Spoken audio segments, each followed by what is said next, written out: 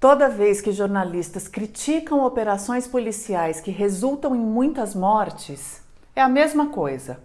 Uma onda de comentários nos acusa de não nos importar com a vida dos policiais ou de passar pano para a bandidagem.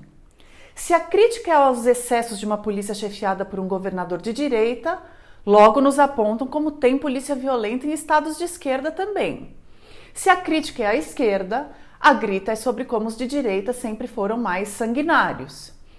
E é assim, com essa dicotomia rasa, que a gente fica empacado, assistindo a operações policiais brutais e a agentes de segurança sendo assassinados, sem conseguir discutir para valer o problema. Eu quero fazer isso com você hoje.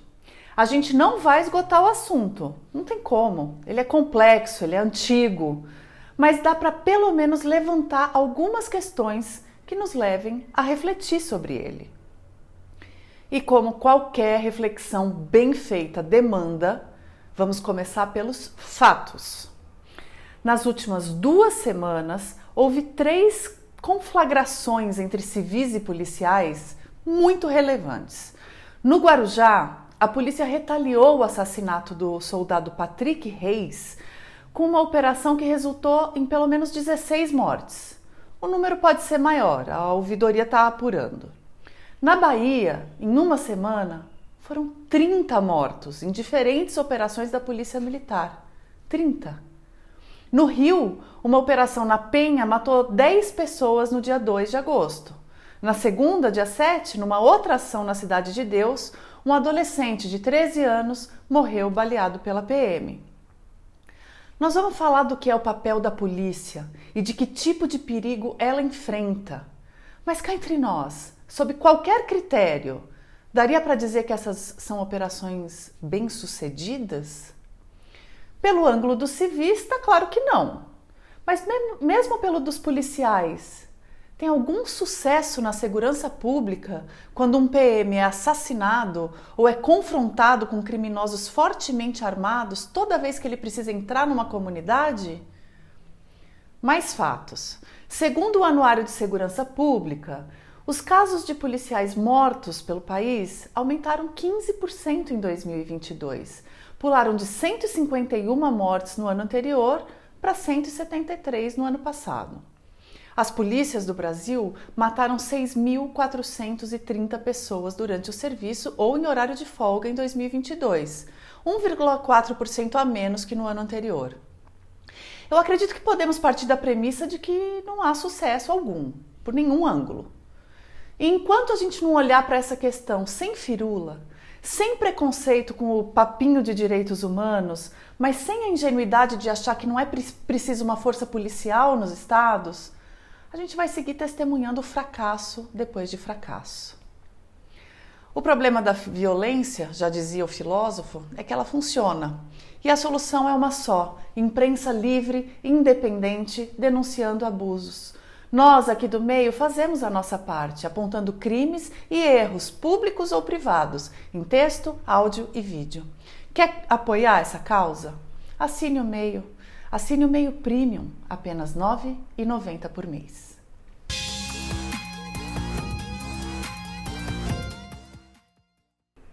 A hierarquia e a disciplina estão na origem das instituições policiais, que nasceram como braços dos exércitos nacionais. Claro, é seu dever constitucional, inclusive, manter a ordem. E a Carta de 1988, humanista como só, manteve essa atribuição, porque ela é necessária. As polícias e as forças armadas têm, ou deveriam ter, numa sociedade democrática, o monopólio do uso da força, das armas. Como braços do Estado, elas carregam com esse atributo uma série de responsabilidades. O policial é treinado e tem a honrada e difícil missão de proteger os cidadãos, não de atirar a esmo. Idealmente, só de ter essa tarefa e esse discernimento, um policial já inspiraria confiança, já inspiraria respeito. Então, como é que isso se perde? O que leva um policial a cumprir sua rotina ou operações policiais tão propensos a matar? Bem, é óbvio que isso passa pelo fato de que eles enfrentam do outro lado aquilo que mencionamos: bandidos sem qualquer código de conduta no confronto com policiais. Eles sabem que ao combater criminosos estão sujeitos a morrer o tempo todo. Isso já os coloca num estado reativo, engatilhado, especialmente em tempos como os atuais, em que o crime organizado prospera, se articula e se arma cada vez mais. Agora, o combate a esse crime, que é tão organizado, deve se dar então com policiais entrando com sangue nos olhos em seus territórios? Vamos dar um passo atrás, gente. A Polícia Militar, como o próprio nome diz, tem sua formação baseada na mentalidade militar. Acontece que as Forças Armadas são acionadas para usar a força em situações extremas, excepcionais. Por isso, na formação militar, não existe uma preocupação em ensinar sobre o controle do uso da força. Afinal, eles só vão recorrer a ela em casos estritamente necessários. Isso sequer é uma questão. A PM não. A PM é colocada em situação de confronto todo dia e vem com a formação do uso da força sem qualquer ponderação sobre os excessos que podem acontecer.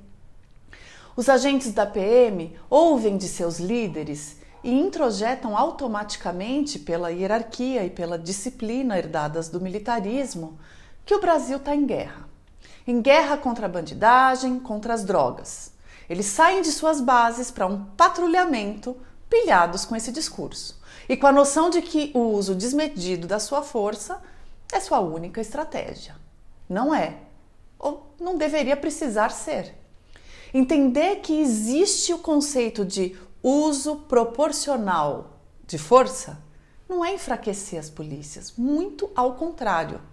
Sabe o que pode acontecer se o uso proporcional da força for empregado?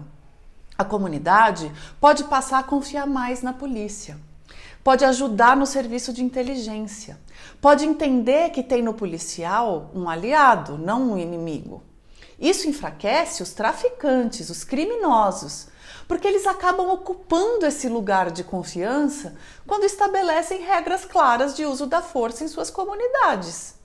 É uma inversão absoluta, que da forma como está acontecendo hoje, as polícias retroalimentam. Há uma outra questão importante. O policial tem, pela natureza de seu trabalho, uma autonomia enorme na linha de frente. Ele tem que decidir na hora, por conta própria, o tamanho da reação que aquela situação que ele está enfrentando exige. Se ele está permanentemente sendo formado para a guerra, esse discernimento é fortemente prejudicado, concorda? Qualquer um, ou quase todo mundo, é visto como inimigo, especialmente se ele entra num território hostil. A sua capacidade de separar quem está em paz simplesmente no cenário da sua guerra fica bastante diminuída. E quase todas as iniciativas de melhorar essa formação, de humanizá-la, são vistas com preconceito, com resistência corporativa. Ah, lá vem o povo dos direitos humanos.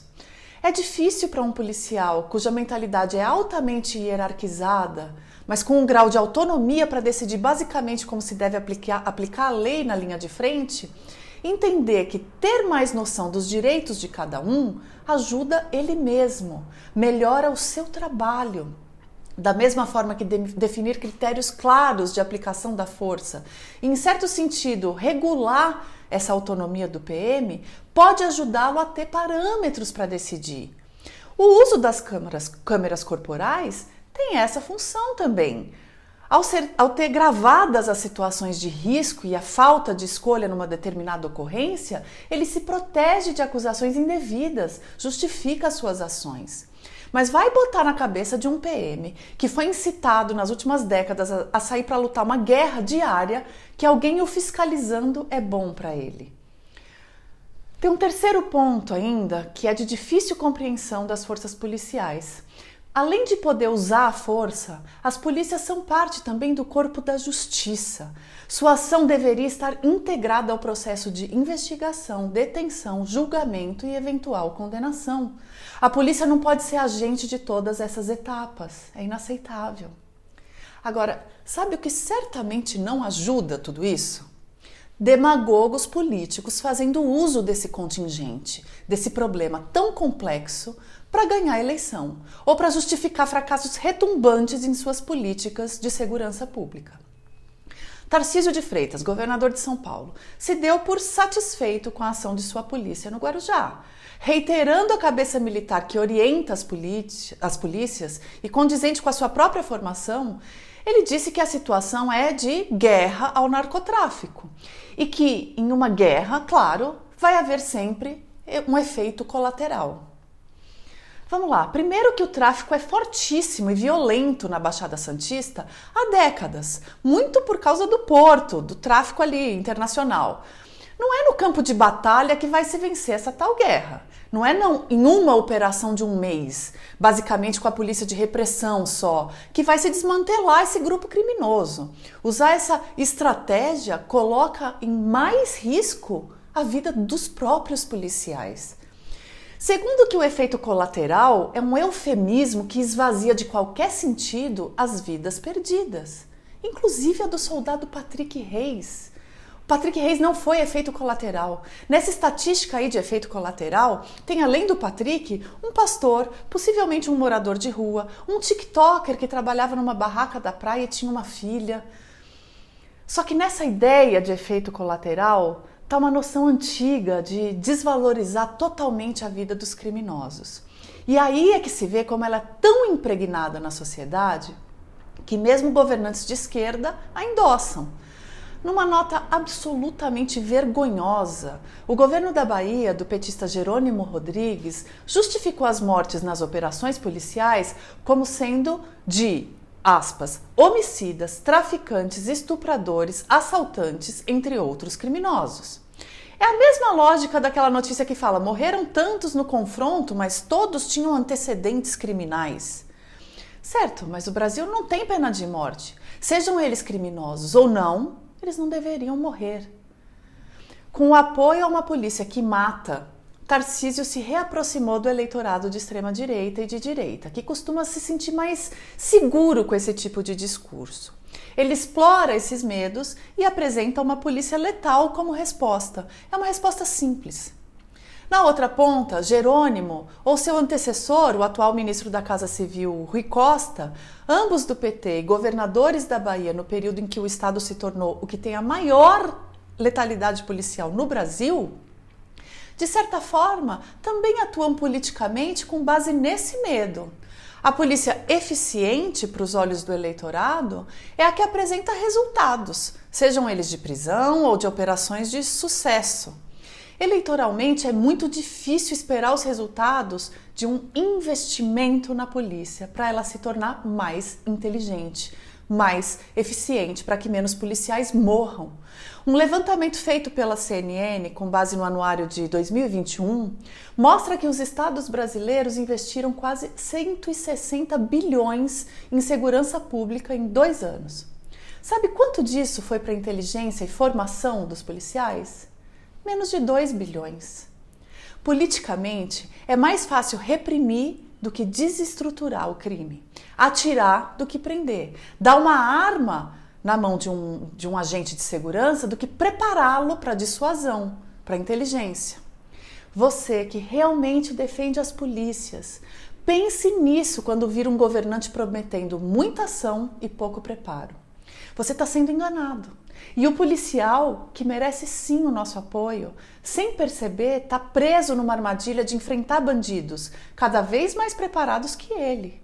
E ainda está lá, aplaudindo.